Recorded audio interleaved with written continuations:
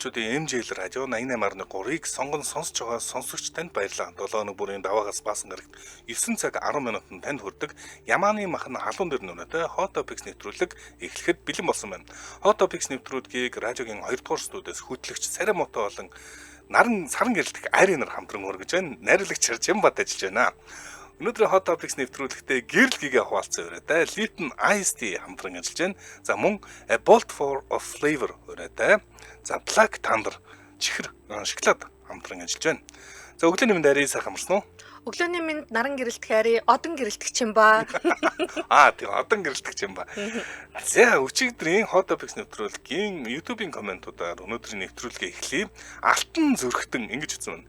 Би Израильд амьдардаг эрэгтэй хүн байна. Эхнэр 2 хүүхэдтэй аав хүн шүү. Еврей хүнтэй гэрлэж бараалаад тэгээд дэмжиж байгаа юм байхгүй шүү. Зүгээр л энд ажиллаж хүүгийнхээ эмчилгээний мөнгийг олдог жирийн л нэг эцэг.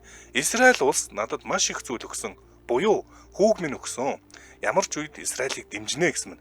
За би бүр гайхаад Израильд манай монголчууд нэлээд олон байт юм байлээ. За нэг биш нэлээд хэдэн комментууд Израилаас орж ирсэн те.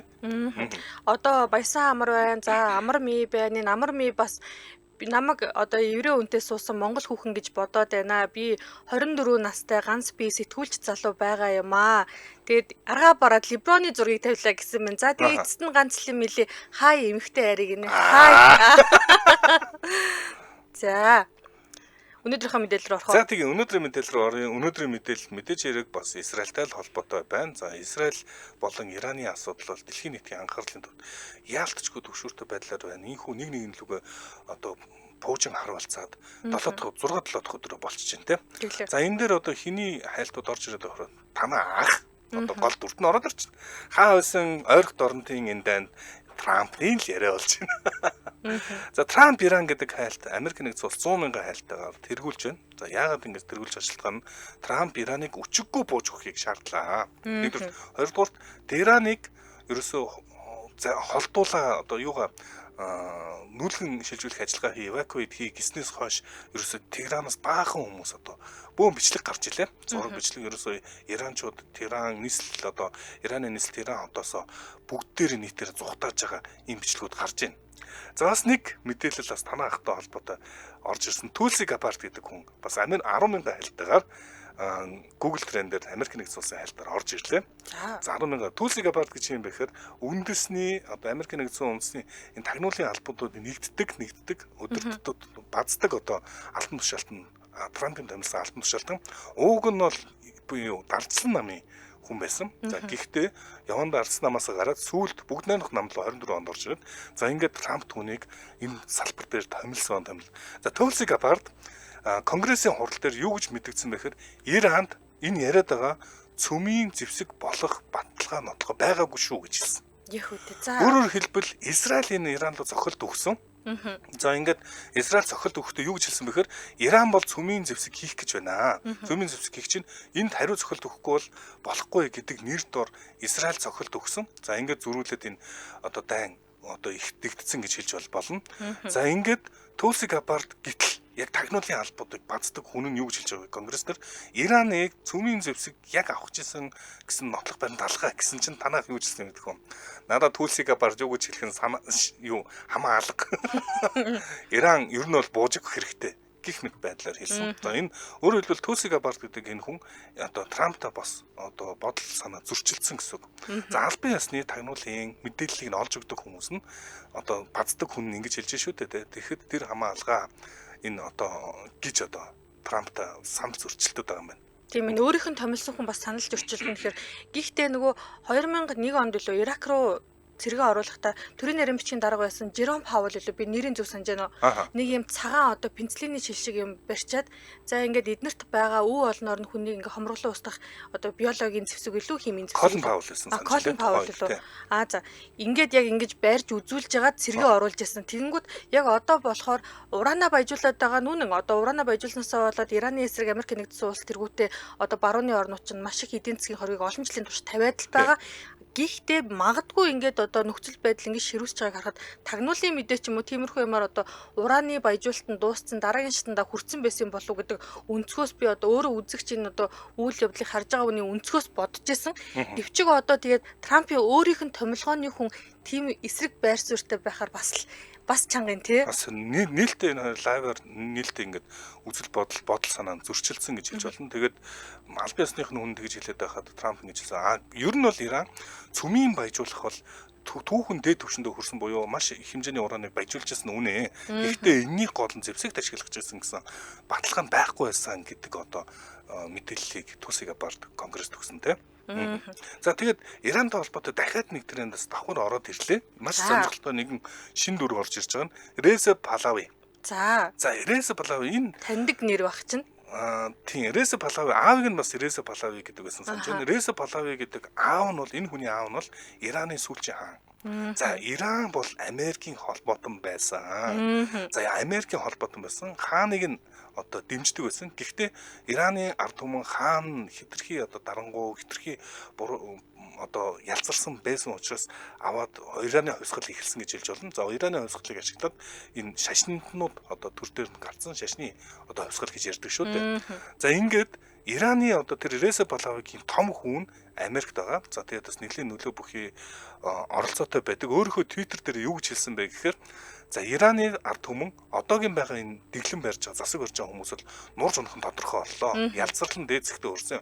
Одоо удахгүй нурж унаа. Тэгэд энэ дэглэм унсны дараа 100 өдрийн дотор юу хийх надад бэлэн төлөвлөгөө нэ. Бүгд тэр ингэцгээ буюу шууд дараагийн ирэх одоо барих Ираны ирэх барих хүнийг өөрөөрөө би энийг удирдах ардчилсан Иран байгуулахад гар бие оролцож дэмжиж чадна гэж ийм байдлаар Twitter дээр алсаас бас төрийн эргэлт хийх нөлөөлөл үзүүлж тийм байна тий. Яг үнэндээ бол бас яг Ираны одоогийн байгаа дэглэм бол бүх Ираны ард түмний дэмжлэгийг 100% авдаг гэхэд бол хэцүү. Бас л бурангуу гэж одоо үзэгддэг шүү дээ. Гэтэл нөгөө талаас нь яг сөрөг хүчин бол одоо Резеп Палави байж магадгүй гэд маш сонирхолтой шинэ дүр бас энэ Иран Израилийн дайнтай үед гараад ирлээ. Тийм байна. Резеп Палавигийн одоо аав буюу Мухаммед Реза Палави ч өөрөө Ираны сүүлчийн шах гэж явдаг тийм үү. За баруунта маш нарийн одоо дотнос сүжирдэг байсан энэ хааны хувьд өөрөө болохоор одоо Ираныг тэр хөдөө нутгийн барууны одоо системээр дид бүтжүүлэх гих зэргээр ингээд ядуу хүмүүст хөрөнгийн хүргэх гих мэтээр ингээд барууны бодлого хэрэгжүүлсэн нэг ёсондоо газрын эздээс газрыг булааж аваад байсан гих мэтчлэн өөрөө дотроо байр суурь нилээд ганхаад байсан энэ уламжлалт ёсныхаа эсрэг барууны соёлыг оруулж ирээд түлхээд байсан гих мэтэр гангацсан байсан үедээ Персийн 2500 жилийн ойн үдэшлэг хийнэ гэд. Тэгээд тэр ард иргэдэн ядуу зүдүү зовж зүдэрч амьдарч хооронд одоо Мухаммед Реза Палави чинь дэлхийн улс гүрнүүдийн удирдагчдыг өрсөн одоогийн тооцоолоор бараг 200 сая долларын өртөг бүхий тийм том 3 өдөр үргэлжилсэн энэ одоо манай дэлхий дээр урд хойно байгаагүй тийм тансаг хэмжээний үдшилэг хийгээд тэгээд одоо ард иргэдэнд босч ирээд төрийн эрхнээс одоо хүчээр түлхэгдэж унсан байдаг л та. За хамтран ажиллагчтай танилцуулаад манай нэвтрүүлэгтээ гэрэл гээгээ хуваалцсан өрөө. Lipton Ice Tea хамтран ажиллаж байна. За өнөөдөр бид цайны номер 1 брэнд Lipton Ice Tea-ний шинэ бүтээгдэхүүн болох манго бүтээгдэхүүнийг танилцуулж байна. За зуны халуун өдрүүдэд мөстэй өвөлгөө мөн сайхан. За одоо тэр цонхон дээр харагдаад л байна уу? За Lipton бол дэлхийн номер 1 брэнд гэж явдаг. За энэ Lipton бас Ice Tea мангоны амттай яг энэ хөлбөрийн санал болгож байна. За манго бол өөрөө халуун орны урмал. За яг ингээд заримдаа ингээд нэг юм зум болохоор гоё эдмэр жимс гэж яддаг шүү дээ. Эдмэр жимс бол яалтчгүй манго юм сэргцүүлдэг гэх юм уу нэг тийм амтан тохирдог жимс мөн. За та энийг яг гэхдээ хамгийн гол нь мөстэй уугаад үзээрэй. Үнэхээр гайхалтай. За тий хадгалагч бодис хөөлчлэг багтай цайны кафены агуулмжинд бас бага хэмжээгээр сэргэлт үзүүлнэ. Хоолтой хамт хэрэглүүл илүү зохимжтой. Ядарсан үедээ уугаад өөрийгөө сэргээх боломжтой. За тэгээд мөстэй одоо CVC мужиэст одоо нэг мөстэй аягнууд байдаг шүү дээ. За тэрэнд хийгээд зуны халуун өдөр уухад өө тэр амт гэж ванли. Би өөрөө уусан л та бид тэр чинь өнгөрсөн 7 хоног Lipton-ийн мангогоор угжууллаа штэ ажил дээр. Үнэхээр гоё ингээд сэргээсэн амттай тэгээд нялуун биш юм билээ.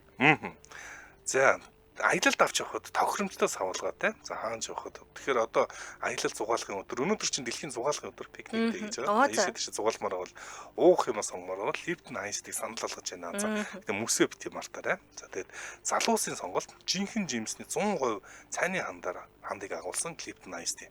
За яалтчгүй дэлхийн номер 1 брэнд гэдэг бол одоо бараг л бидрийг мэдээ ороход телевизээр Lipton гэж явдаг байлаа шүү дээ. Нөгөө лифтний яг өөрийнх нь одоо дууч миний аманд ороод даанч би одоо солгоё л доо. За. За хаяг барьшлын хувьд хаан уул дүүргийн 3 дугаар хороо Чингисийн өргөн чөлөө Pepsi төв байранд байршиж байгаа. Харин утсаар мэдээлэл авах бол 75 75 тик тик тик тик 75 75 тик тик тик тик. За Lipton Ice Mongolia гэдэг Facebook хаягийг хайж олоод лайк дараа дэлгэрэнгүй бас мэдээллийн аваарай. Lipton Ice-ийг CUG25 E-Mart номин сансар M-Mall E-Mall гэдэг бүх сүлжээ дэлгүүрүүдээр худалдаж байгаа. Манай нэвтрүүлэгтээ гэрэлгийн хуваалцсан өрөөтэй Lipton Ice хамтран ажиллаа баярлаа. Баярлаа. За hot topics-ийн дараагийн мэдээлэл рүү орцгоё. За дараагийн мэдээлэл. За би түрүүн өглөө ирээд Японы трендийг хараа явдсан чинь Японы тренд дээр яг нөгөө би мэдгүй дэрэн цохор гэдэг шиг Япон ойл мэдгүй болохоор баахан гатаад одоо Япон үсгэн дээр дараал юу болж юу гэдгийг л хараал явж идэг л та. Google Translate-ээр бид хоёр чанаас. Тэгсэн чинь трендийн нэгдүгürt ялчгүй маш танил одоо лого орж ирсэн маань Gmail-ийн лого байлаа. За дараад орсон чинь Gmail ялчгүй Японы трендэд нэгдүгээр байранд орж ирсэн. Юугаар орж ирсэн бэ гэхээр одоо Google-ийн өөрийнх нь одоо хувийн мэдээлэл аюулгүй байдлыг хангадаг яг энэ одоо хилцэх гэх юм уу газрынх нь дид ерөнхийлөгч гэж явдаг Evan Kotsivinos гэдэг хүн мэдээлэл хийжээ. За энэ хүн ямар мэдээлэл хийсэн бэ гэхээр одоо Google-ийн Gmail-ийн цахим шуудангийн үйлчлэгийг ашигладаг 1.8 тэрбум хүнийг пассвортоо солихыг уриалсан байна. За яагаад ингэж уриалаад байгаа юм бэ? Ямар нэгэн болсон юм уу? Google халдлагад өртсөн юм уу? Дайралтад өртсөн юм уу гэд би өөрөө бас нилээ хайлаа. Гэвчиг яг энэ халдлагад өртсөн, дайралтад өртсөн гэдэг мэдээлэл бол байсангүй. Гэхдээ яг энэ одоо дид ерөнхийлөгчийн хувьд ийм мэдээлэл хийж байна л да. Одоо чамайг би мэдэхгүй байна. Би бол өөрөө нэг пассворд хийжээл нөгөөх маань баг өөр юмд очихээр мартах хүртэл явдаг байхгүй юу? Одоо гар утсан дээр миний Gmail явж байгаа би компьютераас нэвтрэх гэхээр пассвордоо мартцсан гэхээр нилээ олон жил болцсон явж байгаа гэсэн үг байхгүй. Дахин хийж орохгүй байсараад хүн болго ингэдэм байх. Ерөнхийдөө бол тэгэнгүүт яг энэ байдлаасаа болоод Америкийн нэгдсэн улсад нэг юм судалгаа гарчээ. Яг энэ судалгаанд оролцсон хүмүүсийн 60 гаруй хүмүүс нь цахим шуудангийн буюу Gmail-ээрээ холбоотойгоор луйвер төрсөн. За нэмээд энэ тодорхой тооны арай бага хувийн хүмүүс нь болохоор хувийн мэдээлэл алдсан байна. Гэх мэтчлэн иймэрхүү асуудлуудад хүмүүс ороод байгаа болохоор нэгдүгээр пассвортоо солих гэсэн байна. Гэхдээ энэ дэр нэг юм нэмжилсэн. Пассвортоо солих гэхээр одоо том үсэг, жижиг үсэг, за тэгээд тоо, тусгай тэмдэгт гэх мэтээр бид нар арай чанартайгаар сольдог доо. За тэгвэл иймэрхүү чанартай солихоос гадна бид нар өдөр тутамдаа утасныхаа түгжээг нээхдээ нүрээ таниулдаг, хурууны хийгээд дардаг болсон. Яг энэ паскийг Google дээр ашигла гэдгийг бүр санал болгохоос гадна бүр зөвлөсөн байлээ. Тэгэхээр нэг осондоо утсаа нэгтээ ашигладаг хурууны хээнийхээ тэр оролтыг Google-ийнхаа аппликейшн дээр, Gmail-ийнхаа аппликейшн дээр идэвхжүүлээд холбож өгнө тийм. Gmail рүүгээ нэгдүгээр хуруугаараа нэвтрэн давхар бас пассвортын хамгаалалтай байхыг ер нь бол одоо энэ Google-ийн өөрийнх нь аюулгүй байдал хувийн мэдээлэл хариуцсан яг энэ газрынх нь дид ерөнхийлөгч Evan Kotsivinos гэдэг хүн мэдэгджээ. За олон хавар нэгэндээ гэдэг ер нь бол бид нар энэ дижитал амьдралын хэм маяглалаар шилжээд нэлээд удаж байгаа. Хараахан харин тийм том одоо асуудлууд бол тэр болгон үүсэхгүй байсан боловч энэ бол цаг хугацааны асуудал гэж бас хэлж болох юм. Ингэсэн мэт Microsoft руу секундэд 7000 халдлага ирдэг гэсэн. 7000. За энэ халдлага нь сүүлийн үед ерөөс өсөд байна. 146% өсөд үзүүлчихэд байгаа юм. Өөрөөр хэлбэл халдлага сүүлийн үед маш их нэмэгдэж байгаа. За Google руу ч халдлага нэмэгдээд байгаа юм. Захим халдлага. За сүүлд одоо энэний жишээ бол 2020 сая 6 сарын 12-нд Spotify бол Google-ийн нэг бүтээгдэхүүн. Spotify унс нь бас халдлагатай холбоотой. За энэ халдлагууд бол дотроо олон төрлөө phishing гэж халдлага байгаа. DDoS гэж зүгээр л серверийг унгаах зорилготой халдлагууд байгаа. За сүүлийн үед phishing буюу хүмүүсийн мэдээллийг, нууц мэдээллийг цуглуулж авах орлого нэмэгдээд байгаа маань мэдгтэй ажиллагаа нэмэгдэж байгаа. За энэний эсрэг мэдээж Google арга хэмжээ авч байгаа боловч за юмыг яаж мэдэх вүдэ та нар юм алдвал тэгэл бид нар хариуцахгүй штэ л гэсэн санаа болоо гэж ялгаж байгаа. За би төсөөлж үзлээ. Би ч одоо Google-ээр баг амьддаг юм байна. За миний одоо бүх бичиг баримт яана одоо бүгдийг нэг. За ингэж бүх юм дэлгэлээ. За тэгээ Google бол миний бодлоор хамгийн одоо бидний дижитал футпринт гэж нэрлэдэг да. Дижитал ертөнцийн хамгийн том түлхүүр нь Google юм шиг надад санагддаг. Яг тэгэхээр тэнд бидний зураг байгаа. Хамгийн одоо Google Photos бүх бидний авсан зургууд нь Google Photos руу орж байгаа. За Google ч өөрөө Chromeтай бидний Android утаснууд Google-ээс хамааралтай. За Google алдагдах юм бол бид нар тэр зүгээр нэг өнөөдрийн одоо Монголын банкны систем одоо нууц үгийг алдах бол ерөөс дараагийн асуудал байхгүй. Энэ баг хамгийн гол түлхүүр нь Google болчиход байгаа. Гэтэл Google өөрөө за та нар пассвортоо нэг эвтэйхэн аргалаарай гэж байгаа чинь маш их халдлагатай байгаа гэсэн санаа. Халдлага бол нэмэгдээд байгаа юм байна. Ер нь бол Google-ийн алдлаа бол бид нар Facebook алдлаа л гэсэн үг шүү дээ. Тийм шүү дээ. Ер нь бол тийм. Facebook бүх юм дагаад алдсан гэсэн. Утас моц бүгдээрээ ихэнх нь Android үлдэнэ системтэй утас ашиглаж байгаа шүү дээ, тийм. За тэгэл одоо мэйл рүүгээ тий банкны нууц үгээд дахин сэргээгээд авчна гэх мэтчлэн одоо жишээ нь миний Google дээр Google Photos дээр 2011 оноос хойш миний бүх одоо тий хүүхдүүдийн ч юм уу зургнууд явж идэг гэх мэтчлэн одоо тэр үн цэнтэй мэдээлэл маань Google дээр л явж ийн л та. За дараагийн мэдээлэл рүү оръё. Дараагийн мэдээлэл бас л Иранаас холдохгүй байна. Махмуд Ахмадинежад гэдэг хайлт. За Оросд байсан, их Британд байсан, Америкт байсан, Иранд байсан. Ерөөсө хаансаагүй Махмуд Ахмадинежад гэдэг хайлт орж ирээд байгаа. За яагаад энэ хайлт орж ирсэн бэхээр Махмуд Ахмадинежадыг одоо алах орлого хийсэн байна гэсэн мэдээлэлд орсон. За бүү ингээд нийтээр энэнийг одоо Израилууд бол том хүмүүс ерөнхий сайдсан санаж байна. За тэгээд Ираны нэгэн хэсэг ерөнхий сайд хийжсэн энэ Махмудыг алах орлого хийсэн гэсэн мэдээлэл нэлээд тарсан байсан. За гэхдээ Иранда энэ хайлт бас 20 мянган хайлттайгаар Иранда тэргүүлсэн. Яасан бэхээр Иранд албан ёсоор Махмуд Ахмадинежадын төлөөлөгчд мэдээлэл гаргасан. Энэ бол худал мэдээлэлээ тийм юм болоогүй гэсэн мэдээлэл гаргасан байлээ. За яг энэ Ираны ийм хэцүү цаг үед одоо Израилууд бас ийм Израилийг одоо surgical гэж нэрлэдэг байдаг ийм нарийн гэх юм уу? Ийм асуудлыг хийхдээ ингээд за Иран бол ингээд нийтээр нь бөмбөгдөж байгаа. Бүх бөмбөг нь буужин очсон бол Израиль үнсэн товрог болох нэлээд их хохирломсох болсон. Тэр хамгаалтын системд болохоор ингээд хамгаалаад байгаа тийм. Тэгээд энгийн иргэд бол бас өртөд байгаа. Гэтэл Израилуудын цохилт бол энгийн иргэд гэхээс илүү яг өндөр төвшний албан тушаалтнууд өндөр хүмүүсийг олж онилж бичиж алаад байгаа. Тэгэхээр энэ одоо байдал бүр одоо төлөвлөгөө танилцуулсан гэсэн шүү дээ. Хаменеиг нь одоо шашны тэргүүнийг алчаа гэсэн төлөвлөгөө танилцуулахад нь Трамп хэрэггүй тэнийг санаа гэж одоо өчигдөр бас яригдчихсан. За ингээд энэний дараагийн бас нэг байна одоо Махмуд Ахмадинежад байж магадгүй гэж ярьсан. Тэр гэхдээ өөр аль бисар бол энэ бол худлаа шүү гэж мэдээлэл гаргасан байлээ. Өөрөө болохоор тэгсэн байна тийм. За Батбаяр Бата бичсэн байна. 2000-ад оны сүүлээр ерөнхий сайд байсан гэж байна. Ялчгүй сонссон хүн байсан л та нэр нь тийм. За энэ өөрөө Tabnak.ir гэдэг одоо сайтн дээр өөрийнх нь мэдээлэл нь байлээ. Энэ бол худал мэдээлэлээ зүгээр байгаа гэсэн байлээ. Зөө. Гэтэл үнэхээр яг нөгөө оновчлолтойгоор л Израильчууд хөдөлж чинь тий. Одоо тэр нөгөө хүн устгасан байгаа тэр зураг бичлэгүүд нь бүгд л яваад байна. Гэхдээ тэр унтлагын өрөөнийх нь ханнаас ингээд цөмрөөд орцсон тэр бас бүр би бүр тийм наривчлалтай гардаг. Худал мэдээлэл гэж бодсон шүү тий. Яг арайчтай ийм байх боломжгүй гэж бодсон чинь тэгээд бодит үнэн болж таарсан тий. Харин тий. За дэмжээ ажиллагчид танилцуулаад манай нэвтрүүлгийг салбартаа тэргүүлэгч Эм зүүн шинжилгээ ухааны их сургууль за дэмжээ ажиллаж байна. Эм зүүн шинжилгээ ухааны их сургууль 2025-аас 26 оны хичээлийн шинжилгээ эсэлтэд эхлүүлсэн байна. Манай сургууль нь ISO 9001:2015, ISO 2001:2018 за стандартуудыг нэвтрүүлж 3 дахь удаага байгуулахаар бүх хөтөлбөрөөрөө амжилттай магадлан итгэмжлэгдсэн боловсролын чанартай баталгаатай их сургууль юм. Эсэлт авч буй хөтөлбөрүүд бакалавр түвшинд эм зүүж уламжлалт ангаах ухааны их эмч, за совилогч, эмийн үйлдвэрлэлийн инженер, за энэ дотор Солонгост 2 дээр нэмэх нь 2 хөтөлбөртэй байна.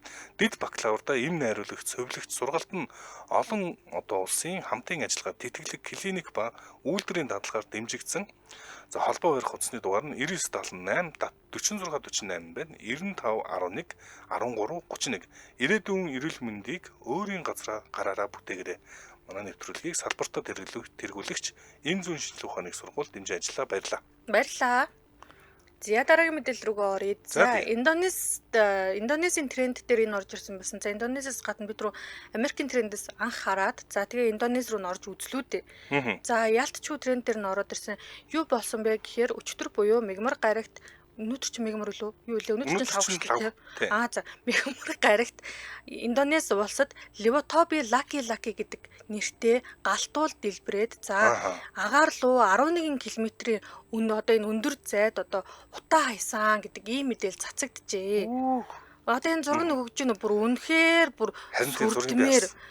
байгаль гэдэг бас айхтар юм а тий. За тэгээд эн чинь 70 түвшнээс дээш 1584 метрийн өндөртэй байдаг яг ийм галтуул өөрөө болохоор ихэр одоо оргилтой юм байна. За ихэр оргилтой энэ галтуулын хувьд үе үе дэлбрээл гэдэг нэг тийм дэлбэрэлт өгөөлтэй дээшээгээ нэг одоо энэ болохоор яг шууд ингээл тий бүр нөгөө Везуви хэтэр чиг ингээд тасгаж гоожж дэвэрхгүйгээр нэг үе үе нэг пүр гэдэг байдал энэ юм шиг байна л да миний ойлгосноор бол гэхдээ энэ үеэр нь бас мэдээж эргэн тойрныхоо хүмүүсийг 7 км-ийн зайд нүүлгэн шилжүүлчихэд байгаа. За өнгөрсөн 11 сард хид хідэн удаа дэлбэрэлт одоо иймэрхүү дэлбэрэлт нь болоод 9 хүн амнасаа алдаад хэдэн мянган үнийг бол нүүлгэн шилжүүлжсэн. За яг одоогийн байдлаар энэ агаарт игдээд байгаа яг энэ галтуулаас хаясан энэ утаа одоо юунаас болоод одоо айш гэж чинь юу лээ Үнс нурам. үнс нурамнаас болоод нислэгүүдийг бол цуцлаад байгаа юм байна. Тэгэхээр тухайн одоо энэ улсын геологийн агентлагийн дарга Мухаммед Вафид гэдэг хүн болохоор за галтуул дэлбэрээд байгаа яг энэ нөхцөлд 7 км-ийн радиуст бол хүн зорчгийг хоригдж байна. За тэгээд хэрвээ яг энэ нөхцөлд одоо хурд тундаас их хэмжээгээр орох юм бол шавар лагтай одоо их хэмжээний үер бух магадлалтай байна гэдэг ийм мэдээлэл хийсэн бэлээ. Би тэгээд яг энэ одоо Индонезийн галтуул дэлбэрч байгаа энэ мэдээлэл гарч ирэнгүүт нөгөө 14 оны Индонезийн юг саналаа л да цунамиг. Тэгээд цунами яг одоо энэ галтуулын дэлбэрэлтэй одоо ерөнхийдөө газар хөдлөлтөөс болдог шүү дээ. Тэг яг тэр тухайн үеийн цунамигийн газар хөдлөлт бол газар доор болсон буюу далайн гүнээс ирсэн газар хөдлөлтөөс болоод цунами дэгдэжсэн юм билээ. Тэгэхээр бас хөрсөн дээр байгаа галтуул болохоор сарцангуй гайгүй юм болов гэж би хувьдаа л ойлголоо шүү. За ер нь бидний ингээ өдөр тутмын амьдралыг дэлхийг гинт өөрчилж магадгүй бас нэг зүйл нь Индонезд байдаг галтуул. За Индонезд бол түмэн галтуул.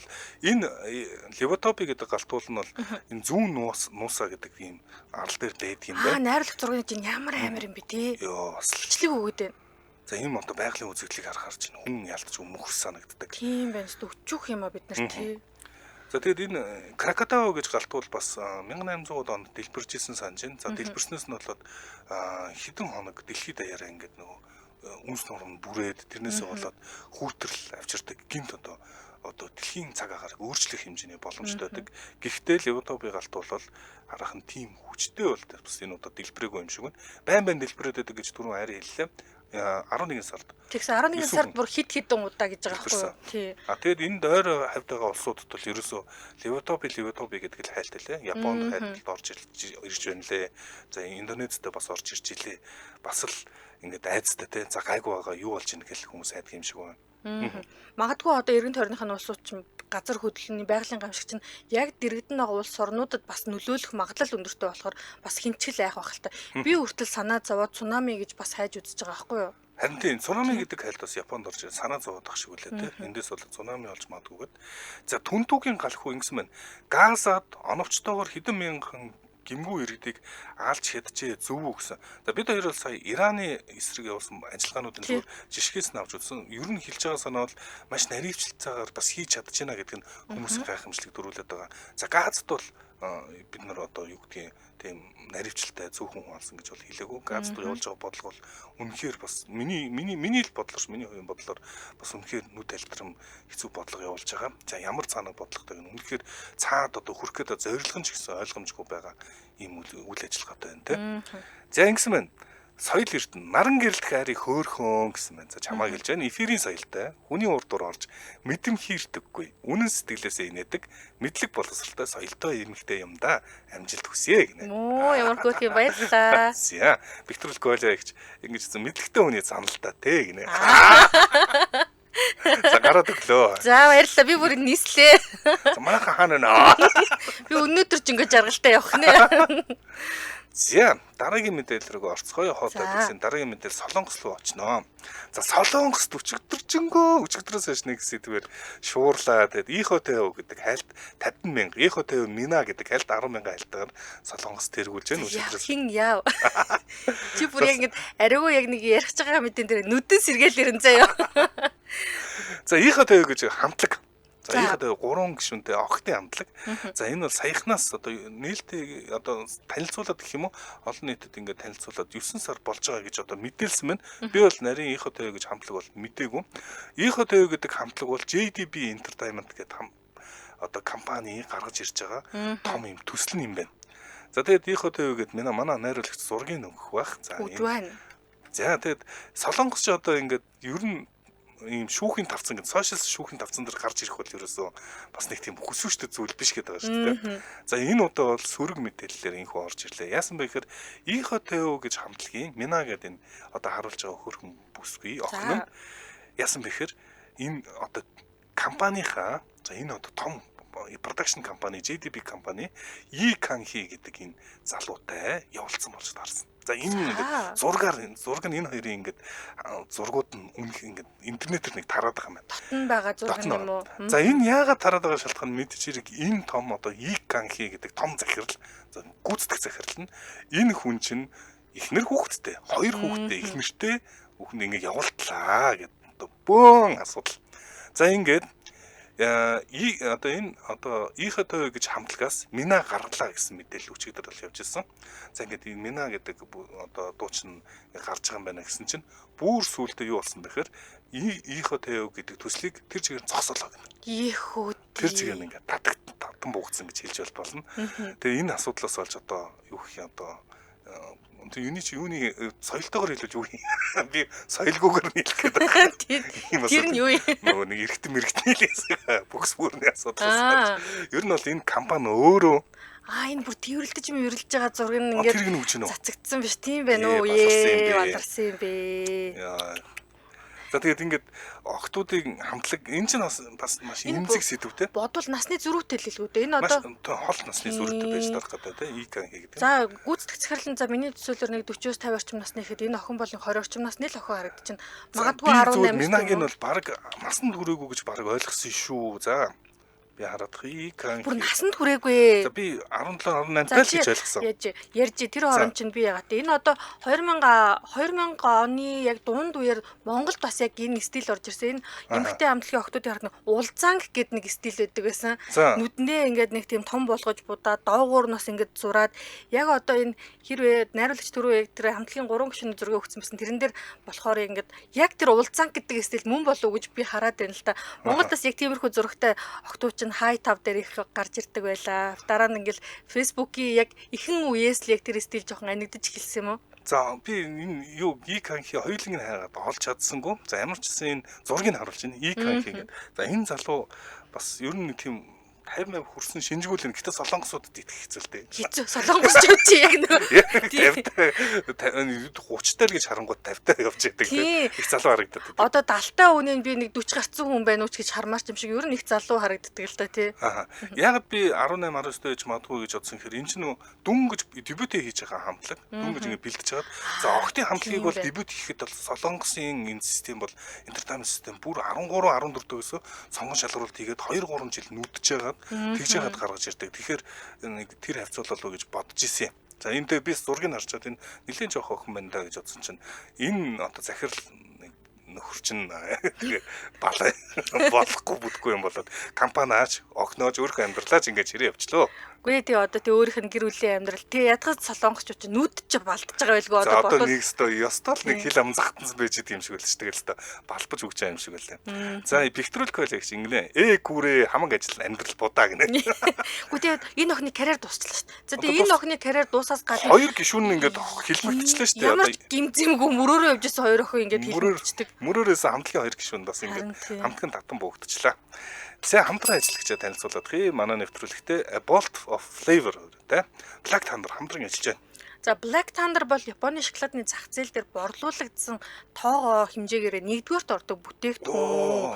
Тэгэхээр бол Японд супер гэдэг. Одоо манай Японоос сонсож байгаа хүмүүс бол хэлэх бах. Ягаад тэгэхээр оруулж ирж байгаа компани бол нэгдүгээрт ордог гэдгийг ингээд нотолж байна. За таны эрч хүчийг тэнэглэж чаддаг Японы Black Thunder хэмээх алдартай шоколад Монголд ирлээ. Та бол идэж үзээгүй те? Би идэж үзээгүй. Би өгжүүлсэн.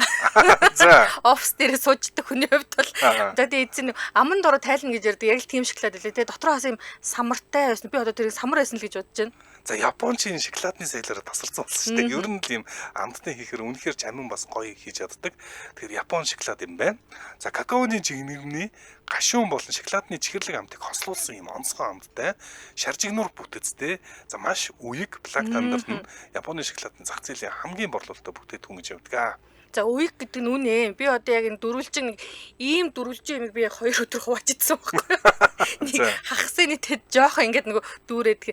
За эднийх болохоор Intake SRI гэдэг үзүүлэлтээр одоо Intaji гэж унших юм болов? Intage юм болов? Intage юм болов? Intage гинэ за. За Intage SRI гэдэг үзүүлэлтээр Intage гэдэг нь одоо Японы өөрийн 1960 онд гарсан яг ийм маркетингийн яг энэ үзүүлэлт гэдэг компани юм билээ. Би судалж үзсэн.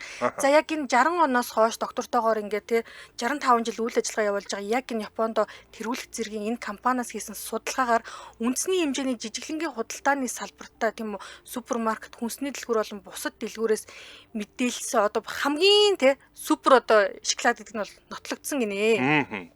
За тэгээд дээрэс нь чинь боломжийн үнэтэй 30 жилийн борлуулалтын түүхтэй энэ одоо шоколадыг CU GS25 E-Mart номингийн сүлжээ дэлгүүрүүдээр худалдаалж байгаа. За мөн Black Thunder-ыг ашиглан сайхан амттан хийх боломжтой.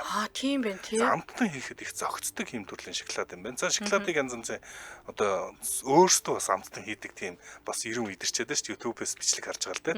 За хэрвээ тийм бол энэ Black Thunder их тохиромжтой гэж байна. Тэгээд 7 дугаар сарын 11-ээс 12-нд цэнгэлдэх хүрээлэнд бүтээгдэхүүн танилцуулах сонирхолтой хөтөлбөртэй шүү гэж сануулж байна. За тэгэхээр төв цэнгэлдэхийн талбай баталгаажсан тохиолдолд юу? За тэгэхээр ямар ч би бол идэж үзсэн үний хувьд бол хэлэхэд үнэхээр л бүр уяг гэдэг нь бол супер юм билээ. За тэгээд аманд ороод хайлан нэмээ шаржигнуур бүтэцтэй. Тэгэхээр Японд бол тэргүүлж байгаа шоколадыг Монголд оруулаад ирж байгаа. Манайхан бас яг одоо доогоор гарч байгаа энэ манай баннер дээрээс яг Black Thunder хараад аваарэ. За тэгэхээр манай нэвтрүүлэгтээ A Bolt of Flavor өрөөтэй Black Thunder хамтран ажиллаа. Баярлаа. За одоо бигс нэвтрүүлэгт орж байна. Казу Юри ингэсэн байна. Тим хэрэг үүсэхгүй байхыг бодвол насанд хүрсэн байна. Харин тийм л ах. Хэрвээ одоо насанд хүрээгүйсэн бол бүр балар нэзтэй тий. Гэтэл насны зөрүү бол зөрүү штэ гэхгүй юу. За агцсан миний. За үргэлжлүүлээд миний мэдээлэл.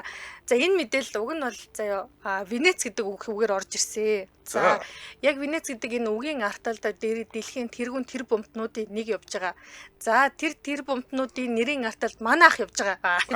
Бүр давхар хамгаалалттай нуугддаг болсон байгаа байхгүй юу. Ахыхаа тухай ярихаар л нарн гэдэг шүү нэрээ. Нарн гихэндээ за. Үгүй би чи угаасаа бүр би чин дүүн юм чи дараггүй шүү дээ. За Jeff Bezos-ыг бид нар одоо Amazon компаниг үүсгэн байгуулагч гэдгээр нь маш сайн мэднэ. За энэ жил 61 настай Bezos-ийн хувьд 220.9 тэрбум долларын одоо хөрөнгө өрөө дэлхийн тэргүүн баячуудын нэгнэнд 3 дугаарт бичигдэж байгаа. За эх 7 хоногт Jeff Bezos оны эхнээс хойш хүлээлт дагуулад байсан алдарт 500 сая долларын өртөг бүхий хурмаа Венецд хийхээр болжээ.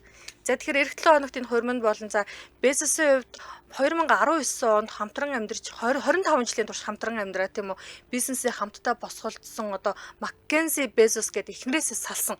Энэ хоёрын хайрын төвчөн бүр янзын гоё юм лээ шүү дээ. Тэгснэ тэрнээс салсан. Тийм салхтаа бүр одоо энэ Lawrence Sanchez гэдэг одоо энэ хэвлэл мэдээллийн сэтгүүлч хөтлөгч мэрэгжилтэй энэ бүсгүй голоор нь орж ирээд маш их юм хийж салгасан гэж би бодоод байгаа байхгүй юу. Тэр нүд мүдэн урууны орхиц мөрхөцсөн яац. Би яагаад тэр энийг би яг өөрөө миний яг ингээд дам бодол биш заяа. Барууны хэвлэлүүд өөрсдөө тэгж хардсан. За 2019 онд Jeff Bezos эхнэрээ араар нь тавиад энэ Lawrence Sanchez-тай ингээд далдуур явуулдаад байна гэд ингээд багсаагаар мэдээлээд сүүл рүүгээ ингээд бичлэг ингээд зураг нь ингээд тавигдсан. За тэгээд яг энэ харилцаагаа ил болгоод ёс төртөө байхгүй бол дараагийн чимэг задлаа шүү гэдэг ийм нэг сүрдүүлэг яриад байж л тээ Bezos. Ингээд аргагүй ихэнд би Lawrence Sanchez таартай би ингээд эхнэрээсээ салж байна. Mackenzie Bezos-тай би өөрийнхөө тийм хөрөнгөнөөс ингээд компанийнхаа хувьцаанаас 35 тэрбум доллараар хэмжигдэх хувьцаагаа өгөөд саллаа гэж салсан. Гэвч энэ мэдээллийг хэн сүрдүүлээд байсан гэж бодож байна чи? Хин одоо Jeff Bezos болохоор өөрөө ардталт нь Сауди Арабын засгийн газар байсан л гэдэг байгаа байхгүй юу. Гэвч одоо энэ гэрлэж байгаа Lawrence Sanchez гэдэг эмэгтэйгийнх нь ах нь байсан байх магадaltaй гэж байгаа байхгүй юу. Би буруу санаагүй бол энэ Lawrence Sanchez-ийн нөхөр нь Jeff Bezos-ийн маш сайн найз нь Тийм Их үстэй. ойрын санагдаж байна. Ойрын сайн найзлсан. Тэгэхээр энэ ч одоо хаа байсан одоо баг ингээд нөө ойр тойрноос одоо хүнтэй явуулсан гэх юм уу одоо юу найзынхаа их нэртэй гэдэг чинь айгүй эвгүй үстэй тий. Тийм асуудалтай байсан. Энэ хоёр чинь маш хэцүү нийлж байгаа хоёр тий. Хоёр талаасаа. Өөдөө одоо тийм нэг мөнгөтэй хүмүүс юу ч хамаагүй гэж. За тэгсэн чинь Венецд одоо яг юу болоод байна гэхээр эх 7 хоногт энэ одоо алдартай хорин болох гэж байна. Дэлхийн тэргүүн томчууд ирнэ, тэргүүн баячууд ирнэ, алдартнууд ирнэ. За Венецдээ бүх л тансаг зэрэглэлийн буудлуудын ингээд захиалгын битүү бүгд заяа дүүрсэн. За тэгсэн чинь нөгөө усан таксийн хүртэл захиалганд дүүрсэн байна гинэ. Иш Венец ч байнгын дүүрэн байж л газар юм биш үү. Энэ одоо нааш тааш явна гэсэн зовондоо. Тэгсэн чинь Венецийн яг ингээд уугуул ирэгдэнэ.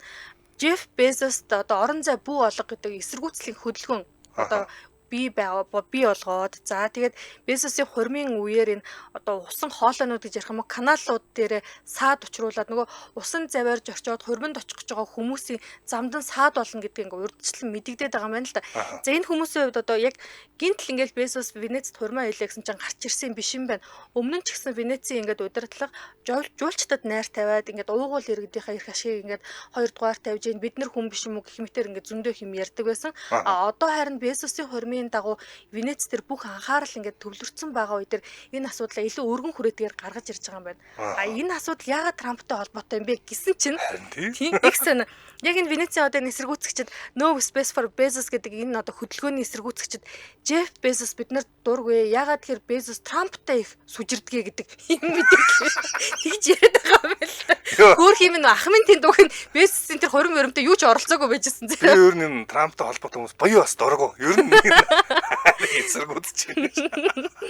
Тэгээд Трамп одоо Италич өөрсдөө тийм үү барууны үзэл баримталтай Жоржиа Мелони гэдэг ерөнхий сайдтай саяхан болсон.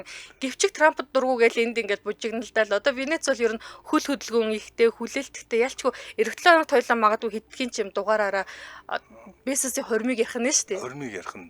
Тэгээд Венецд би одоо хормоо хийнэ гэхээр үнэхээр төсөөлөхгүй. Яг тэгэхээр тэнд ингээд Венецд би очиж яхад ер нь ингээд дотор нь зорчих айгүй хүндрэлтэй юм шиг надад санагдсан. Тэнд бол ийм ерөөсөө тэр чинь усан дээр барьсан бусах зогоож шүү дээ. Тэгээд хоорондоо зорчихдоо олон нийтийн тээврийн хэрэгсэл нь дан онгоцоор явдаг. Усан онгоцоор явдаг. Тэрнээс юу байхгүй. Тийм манах шиг одоо автобус тийм юм байхгүй. Нааш цааш явхад таксигаар явах боломжгүй. Заавал ингээд явна гэхээр тийм газар хормоо сони юм аа тий. За одоо тэгээ хоёулаа тэр бомбон санаад оо лоо мөн загцсан ч тийм. Сони юм да тий гэж үзсэн. Чи ямар бүр бас их юм зовж шүү. Тэг Венецчууд болохоор ийм баян хүн ирээд манай Венецийг нэг муу буудал шиг хандаад байна гэдэг их л дургу байгаа юм байна л да. Одоо хорим зохион байгуулдаг буудал шиг хандаж ийн л гэж үзээд байгаа юм байна. Харин тийм баг. За энэ үрээд манай өнөөдрийн Hot Topics нэвтрүүлэг өндөрлөх болсон байна. За манай Hot Topics нэвтрүүлгийн өнөөдрийн дугаартай гэрэл гэгээ хаалцсан өрөөтэй Lipton Ice Tea хамтран ажиллаа. За мөн Bolt of Flavor өрөөтэй Black Thunder Япон Шоко хамтран ажиллаа. Сонсогчдод өргөжлүүлээд радио мэдээгээ хүлээн аваарай. 10 цаг 10 минутаас манай эфир хөгжим төд нэвтрүүлгээр үргэлжлэх болно. Баярлалаа. Баярлалаа Илон Маскын дүү.